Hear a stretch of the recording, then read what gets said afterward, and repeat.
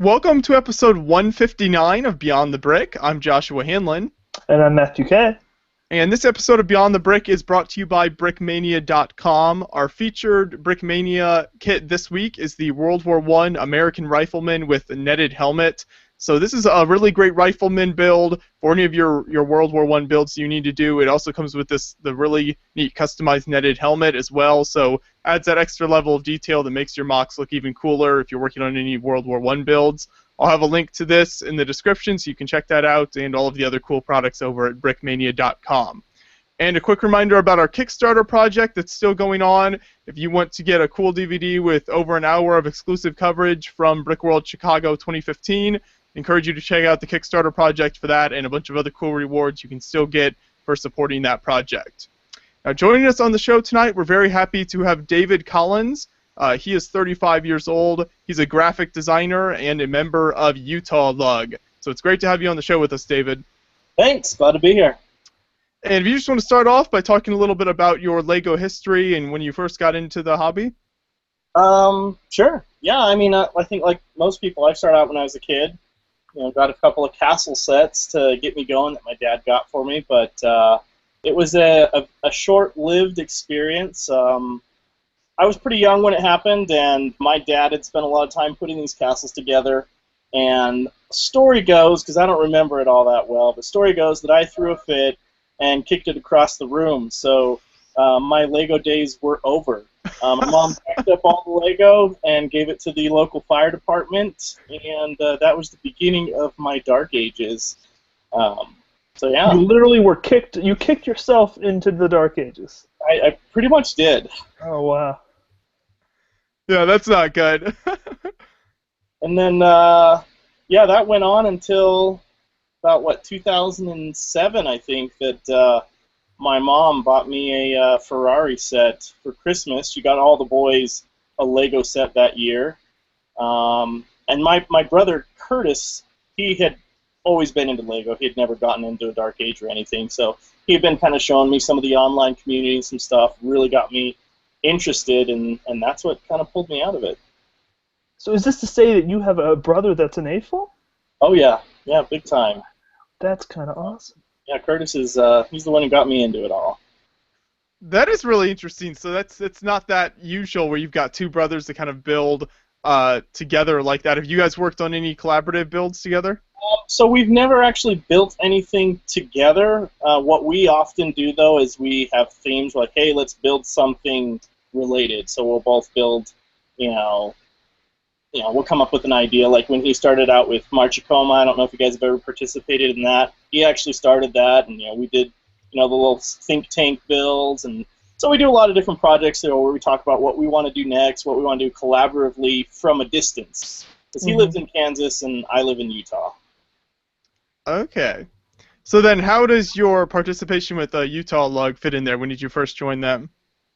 I didn't join them until, let's see, it's been about, I think, a little over 2 years ago. I don't know why I didn't even think to look, but it hadn't even crossed my mind to look up and see if there was a local LUG or anything. I'd pretty much just been hanging out on Flickr, and that was the majority of my participation with the AFOL community. And then it was when I caught wind that we were going to have a Lego store opening up in Utah. I was trying to find information online about that, and that's when I ran into ULUG. So my very first experience with ULUG was getting on their forums and seeing that they were in the process right then and there building sets that were going to go into the displays at the Lego store, and I'm like, I'm on my way. So I drove 45 minutes to get to the meeting and met everyone and started building sets, and yeah, that was the beginning. Okay, very cool. What's the participation usually like in that? Is there several shows a year they try to do, or how does that usually work with that LUG? Yeah, so there's quite a few different shows that they put on. One of the big ones that we participate in is Comic-Con in Salt Lake. So we've done that now for the past 2 years, because that was the first year that it happened, was that first year that I joined up. Or no, 3 years? 2 or 3 years, I can't even remember now. But so that's one of the bigger ones.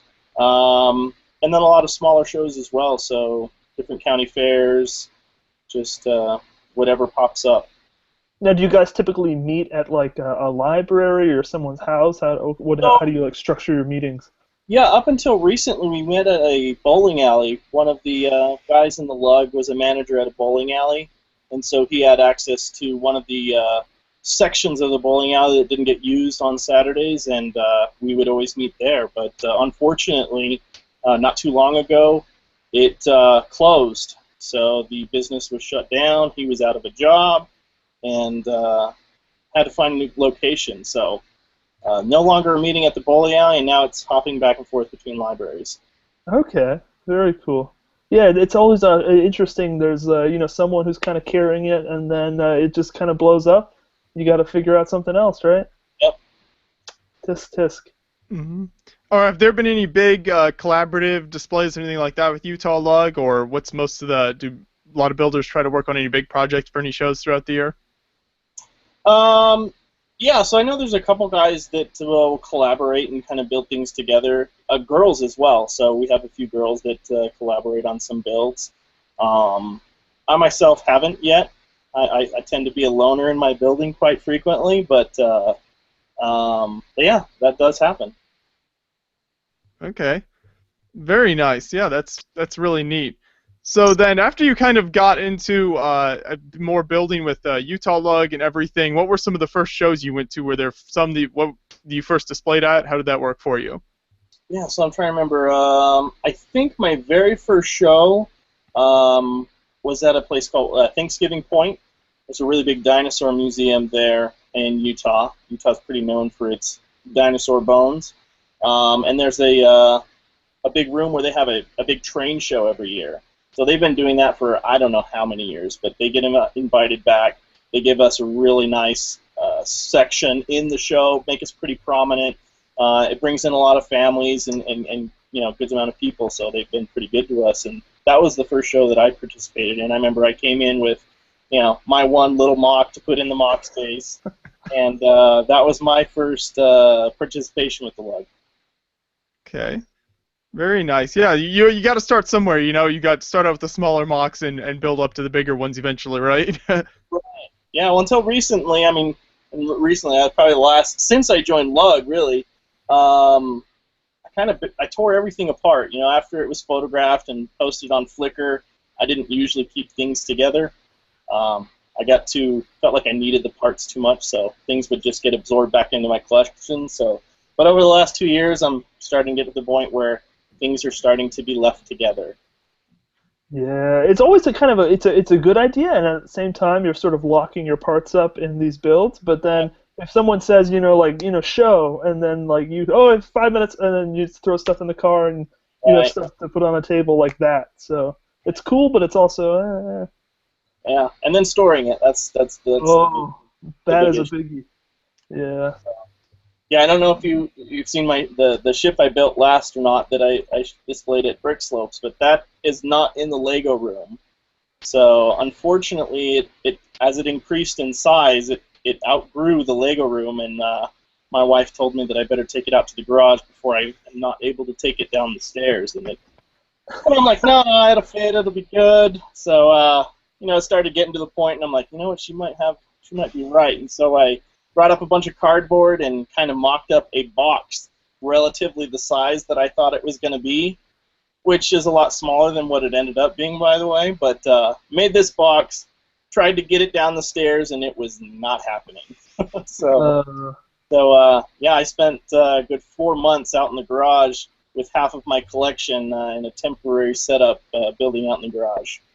And this is because you want it to be like a monolithic build. You don't want any modular, you don't want it to break down at all. It was like one big build, right? Yeah, so I couldn't figure out a good way to keep the shape that I wanted and have the structural integrity to it that I thought it needed. So, because at first I thought, I can do this modularly and build it in pieces, but as I dug into it, it just wasn't happening. So, it just became one massive solid build. Yeah, I know exactly what you're talking about. It's like when you want something to be modular, it basically characterizes every decision you make in the design process. It's the first question is modular, and then what do I want it to look like almost. Right. So, yeah. And I just didn't want to make those sacrifices, so I'm like, you know what, I just want to do this the way I want it. I'll bite the bullet, carry stuff out to the garage and work on it out there for a while. That is a respectable stance to take, yes. Mm-hmm. And this is an incredible build. What is the exact size on this? I don't know if you know, like as far as feet, what size this ended up? Yeah, it's 6 feet long. Wow. It's very large. It weighs a ton. I can't pick it up by myself. It definitely takes at least 2 people to move it. I had to, again, with planning out the size, I started out with the intention that I would haul this in my hatchback, and quickly outgrew that. And I'm like, well, I'll take it in my wife's SUV, and took measurements as it started getting bigger, and realized that okay, now it's outgrown that. And then it got to the point where I'm like, okay, who owns a long bed truck that's willing to let me borrow so I can get this thing to brick slips? We're gonna need a 40-foot semi in here. Yeah, it almost got to that point. Had I gone any bigger, it wouldn't have fit in his truck. 'Cause literally, it was like from the front of the cab all the way to the tailgate. So luckily my sister got married the week before, and my now brother-in-law had a Toyota pickup with a long bed. So I'm like, worked out perfect. That's awesome. Very nice. Now, up to that point, had you built any really large builds like this, or was this kind of the first time you had kind of taken a chance and done one of these? A frying pan for me. Nothing near this big. I've never even attempted it, so it was a huge learning experience. I just had no idea what I was getting myself into. When you're trying to do part counts and estimate what you think you're going to need, and you start ordering parts and digging into it, it's just so different from anything I had built before. And this is the first thing that I even built that really had the necessity of having a frame under it. So that was a learning experience. So just a lot of firsts in this build for me. Mm-hmm. Yeah, and I imagine you probably had to have a fairly good structure. What is it like inside there? Is there a lot of like Technic type stuff holding that up, or what's the inside like? Tons of Technic, so much. And I don't buy a lot of Technic sets, so a lot of Bricklink orders, and those big Technic parts they're pretty expensive. Some of those, I think those 1x16 beams, they're like over $1 a piece on depending on what you're getting. So, and I have a very large amount of them in there. Scary moment kind of in that build. At one point, I was kind of getting, I'd say I was about 60% done with the outside. Like the framing was kind of already built. I had about 60% of the outside of the shell built, and I was working from the top down. So I kind of had that bottom section left to build and then close it. I had a buddy, my friend Corey, came over and to relieve some steam. It was real late at night one night. We were both texting back and forth, talking about building for brick slopes. We had both spent ridiculous amounts of hours trying to finish our builds before the convention. And so he popped over just to see the progress that I had made, and I was telling him how it was getting kind of scary because I could tell that the framing was starting to stress. The table was like sagging really bad. I went to like tap it just to show him, like, yeah, it's getting kind of shaky. And when I tapped it, beams started snapping off. Oh. Instantly. And so luckily I was there. I grabbed it, and then he was there to luckily help me. We managed to move this onto a big plywood board that supported it. I put a bucket underneath it just to support the weight. And if he had not been there that night, it would have been a very sad story.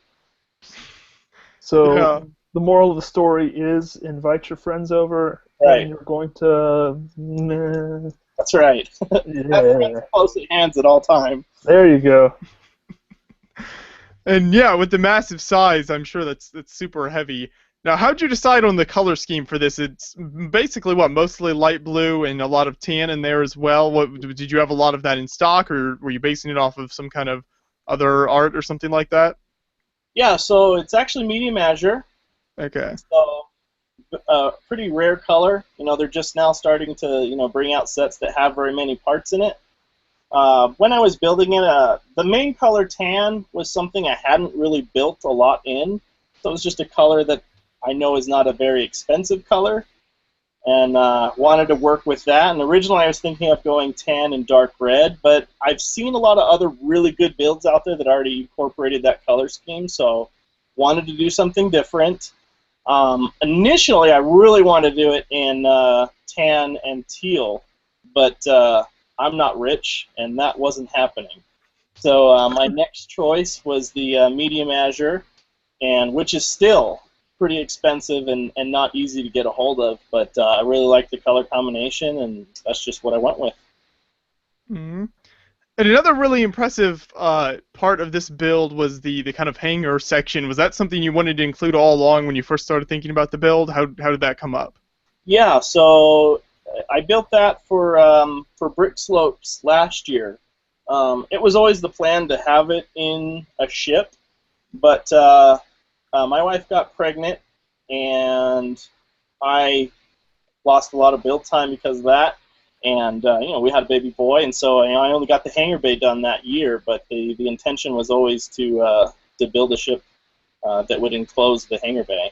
And I really wanted. I've seen a lot of big ships out there, and they often will have hangar bays, but it's kind of usually a smaller portion of it. So I really wanted something that started from the small and built up from there. So I wanted minifig scale mechs. I wanted a hangar bay that fit the mechs, and then I wanted a ship that built the hangar bay. Totally.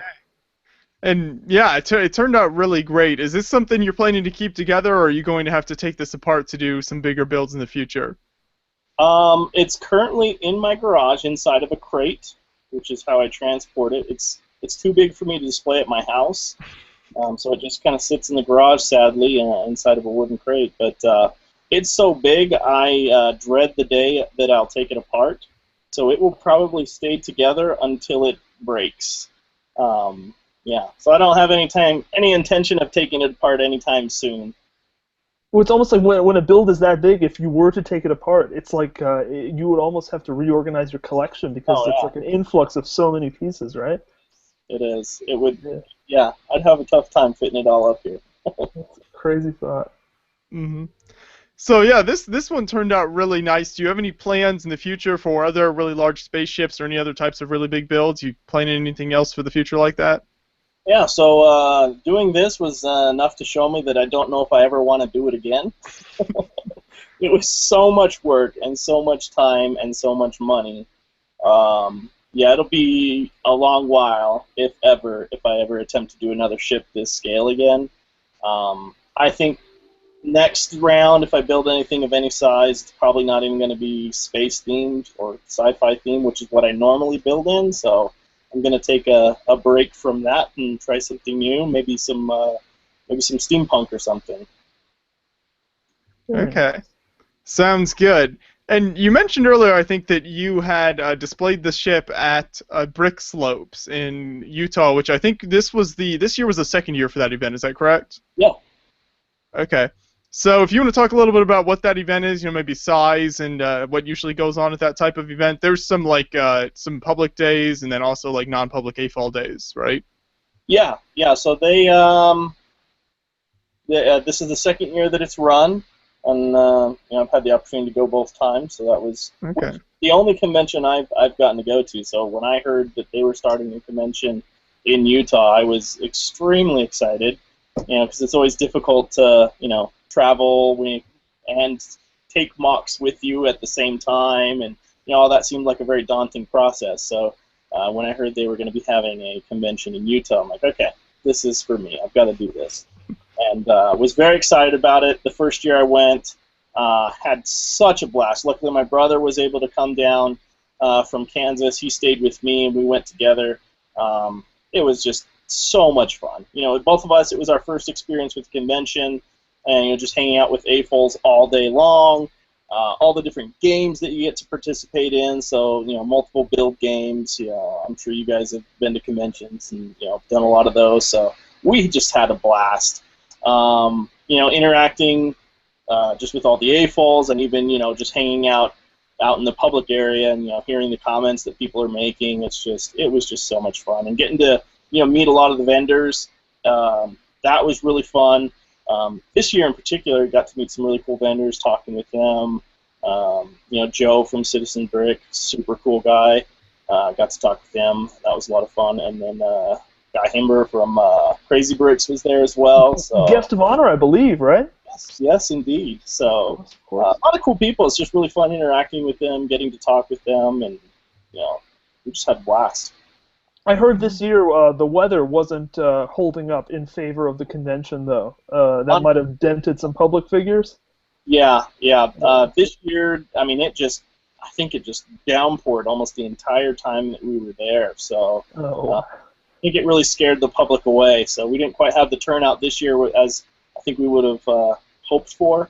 But as far as I know, I think they're still planning on doing it again next year. So hopefully it'll work out better for them. I wanted to succeed because I like going, so I hope they can keep doing it. It's a very good reason to want something. It's a convention and it's down the street. Yeah. Right. Yeah.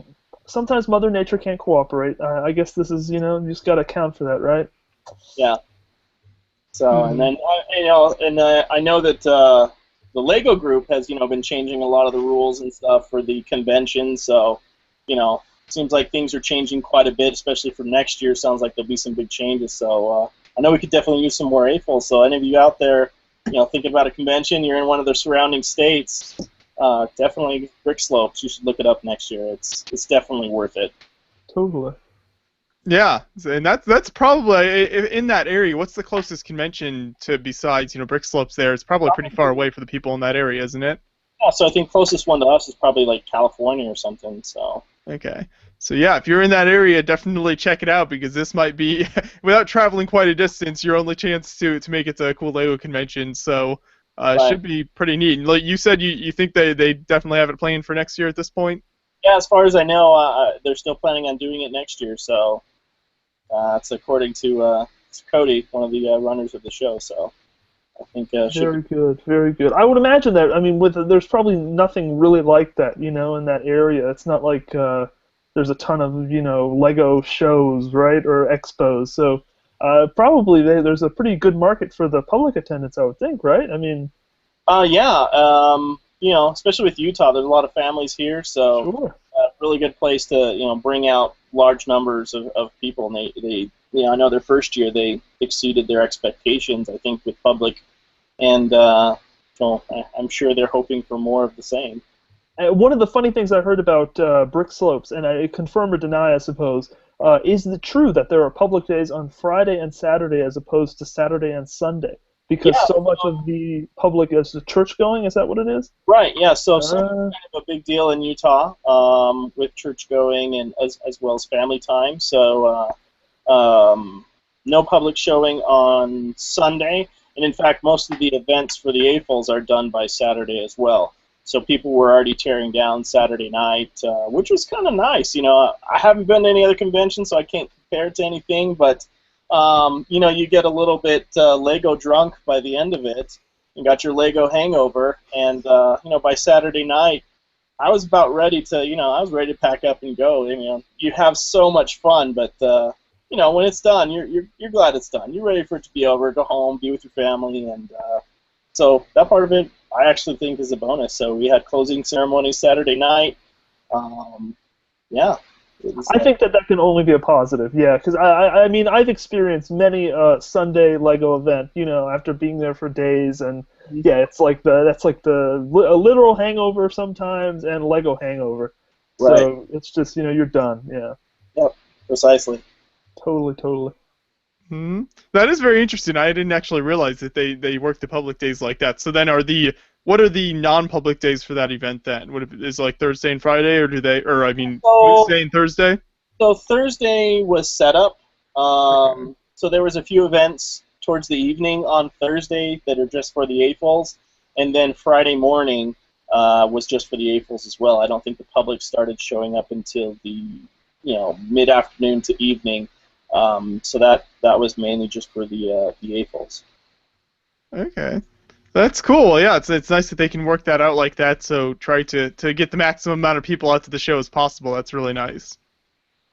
And so for you personally, obviously I'm sure you'll try to make it to Brick Slopes again next year. Are there any other big conventions or shows you'll be doing over the next year or so here that you're hoping to make it to? Yeah, so the next thing I've got planned is probably, well, maybe I should say, is Comic-Con. We have that convention here that our LUG participates in. But as far as Lego-specific conventions, with my work schedule and family life, it's pretty difficult to commit to more than one a year. But I'd love to go to another one, but have not made specific plans yet to do that. Definitely, definitely. Yeah, they're not the easiest thing. You just up and go somewhere for 4 or 5 days and staying in a hotel. Yeah, it's but one a year is really, that's all you need, honestly. And I'd feel bad leaving my local convention to skip out on and go to another one. So. Oh yeah, totally. Our support here. Mm-hmm. Yeah, so that sounds good. So some cool shows there then coming up, hopefully, and you guys. Is that usually a fairly big showing at Comic-Con? How does that work for you guys? You got like your own room or something? Oh, it's huge. Okay. They've taken care of us. I've heard rumors of how much the space would normally cost vendors for the amount of space that we're getting there, and it's frightening to think of what people pay for their spaces at Comic-Con. And they've been gracious enough to let us have those spaces. Obviously we don't make any money. It's just fans going out there and having a good time and putting on a good show, a good display for the public. But the crowd is massive, so bigger than anything. I imagine bigger than most of the conventions, Lego conventions. So it's just tons and tons of people all day long. So it's really neat to get your stuff out there, talk to a lot of non-Lego people about Lego. And you're probably like the draw for everyone. Lego this, Lego that, right? I don't know what I'd say. I'm the draw. We've got a lot of really good, talented builders in the LUG. The group. I'll clarify. Yes. So for the LUG, yes, I would say definitely. It's a big crowd pleaser, a big drawer. So it gets a lot of people there, and I think that's why they've been nice enough to invite us back each time and let us do that without trying to take out a mortgage on someone's house. Mm-hmm. Yeah, that's cool that they work with you like that. And I know, like you said, those Comic-Cons do draw a huge crowd, so I'm sure a lot of people make it through there and see those builds, which is always really cool. And I think to finish it out for us tonight, do you have a kind of dream Lego set or dream Lego theme that you've always wanted to Lego to make, or one that you think would be really awesome to own? One that I'd love to have, and I'm quite bitter about this, is that Lego has not produced any sets that come with a Sauron figure. So I'm a huge Lord of the Rings fan, and I don't have the main villain from the trilogy. Lego really dropped the ball on that one. Come on, if anybody's out there watching this, you guys need to, Dimensions is our only hope right now. So I'm holding out for that. I would love to see that, and other than that. But again, news got shattered recently. I'm a big Tron fan. I'd love to see that license in the future, but it's not looking too hot for that. So, one can hope. Have Tron Ideas projects made it past 10,000 and not made it through the rounds? I think there's been one or two, right? I'm not sure. No? I don't know that I've seen any, but you had the rumor of the third movie coming out, and Lego's done lots of licensing with Disney. So I figured if that happened, there was a good chance, but doesn't sound like there's a whole lot of drive going for the third movie right now. So don't think there's a lot of hope for that right now. It is interesting that you mentioned Lego Dimensions, though, because it's so random that they're bringing in these IPs that we've never seen before. Yeah. These licenses and Lego Dimensions, what? Doctor Who, right? And Portal. And they know what they're doing. They know how to dig into my checkbook. Yeah, I know. I'd love to see much interest at all in the game, but I've already pegged so many sets that I know I'm going to have to build. Have to buy from those, and they're so expensive if you're not taking into consideration the game component of it. But totally. I'm a sucker for it. So. Yep. Mm-hmm. They definitely know what they're doing with that theme for sure. I think they're checking every box with the IPs they're bringing in and all of that type of stuff. And so yeah, it should be interesting to see what they do in the future with that. Hopefully that goes well. And like you said, a lot of cool products to buy from there as well. So it will be cool to see how they do that. That's what I'm hoping for. So. Mm-hmm. Got my fingers crossed. Come on, Lego. Sauron. We need him. One day. Keep that dream alive there, and one day, you never know what'll happen. Right. Well, that's very cool. So yeah, some cool stuff to look forward to there. It sounds like you've got some cool shows coming up as well. It should be interesting to see. So anyone who's in the area, make sure to check out, the Comic-Con or Brick Slopes, any of those cool Lego shows you can make it out to. And for people who want to keep up to date with your work, what's the best place to follow what you're doing? So probably on Flickr. Intron D is my handle, so you can pretty much find me on most things by that. Yeah. Look me Okay. up. Very nice. I'll make sure to put a link to your Flickr page in the description of this video so everybody can check that out. And it was great talking with you tonight, David. Really appreciate you joining us on the show and learn a little bit more about some of the builders and the community out there in Utah. Thanks. It was great meeting you guys too. Definitely.